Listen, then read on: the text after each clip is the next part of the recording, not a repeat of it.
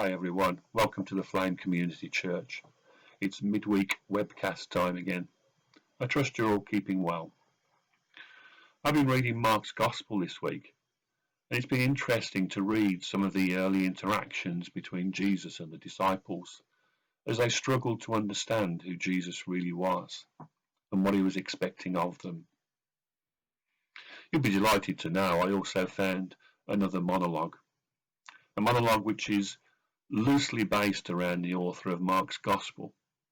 So that's what we're going to do today. Enjoy. Well, I finished my book.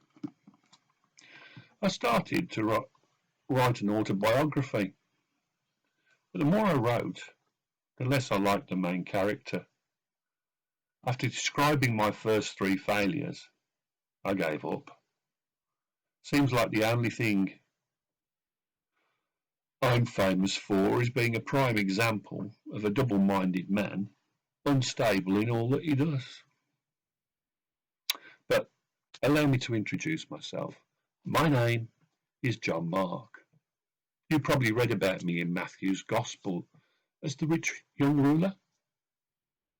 And I was rich, filthy rich.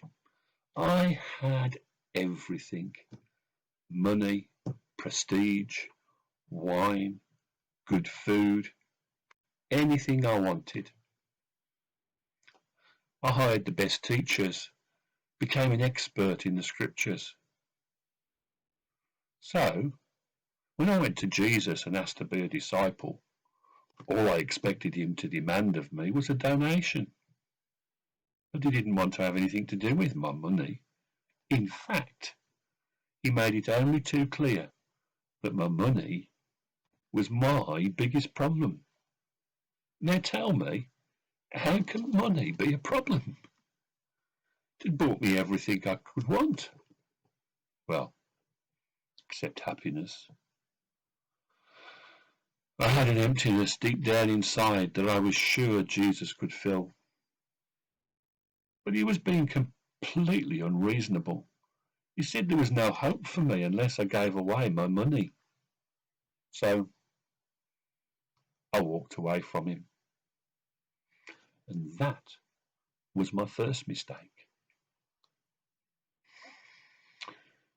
But the more I studied the scriptures, the more I knew that Jesus was definitely the long-awaited Messiah.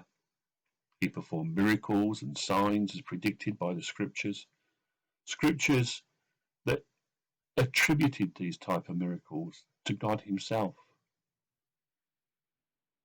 So, I was among the thousands of people standing along the road from the Mount of Olives to Jerusalem when Jesus made his triumphant entry. We all laid palm leaves at his feet, sang his praises. And you know what? I gave away my money that week. And I sat at Jesus' feet in the temple as he preached the good news of redemption. And the more I listened, the more confidence I had that he was the one. Later in the week, I was with the large crowd late at night on the Mount of Olives when Jesus was arrested. The arrest took me completely by surprise, I'll tell you. All of a sudden, temple guards arrived, and my confidence in Jesus just melted. And that's when I made my second big mistake. I ignored all the evidence that God was in Jesus. Jesus was God incarnate. I ignored all the fulfillments of scriptures, and I ran. I ran for my life. One of the temple guards grabbed my tunic, but I was not going to be arrested like some common criminal. I'm a ruler, a leader, not a criminal. So I ran. My tunic tore right off me as I fled into the darkness. Good job it was dark, I tell you. Well, I regained my confidence in Jesus again, after he died and rose again from the dead. And I was there on the Mount of Olives when he ascended into heaven. And a few years later I linked up with the Apostle Paul and Barnabas to do missionary work all around the Mediterranean Sea area. But that brought my third failure. I'd grown up with servants, 3 meals a day.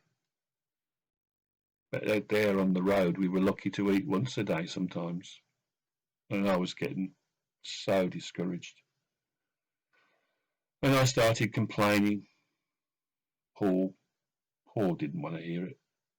He called me a crybaby and wanted to send me home. Barnabas defended me. But really that just made matters worse. Paul and Barnabas ended up splitting up over me. And they were such a great team. I really felt bad. Now you see why I decided not to write a book about me. But I'm a well-educated man. I wanted to contribute something to the cause of Christianity. So I ended up at the feet of the Apostle Peter, and I picked his brains for years. And the result was this, the book. It's in here. They say they're going to name it after me. They're going to call it the Gospel of Mark. But it's not about me. It's about the long-awaited Messiah who can take a double-minded man like me, mistakes and all, and use him for good. And you know what? He can do the same for you. Read my book.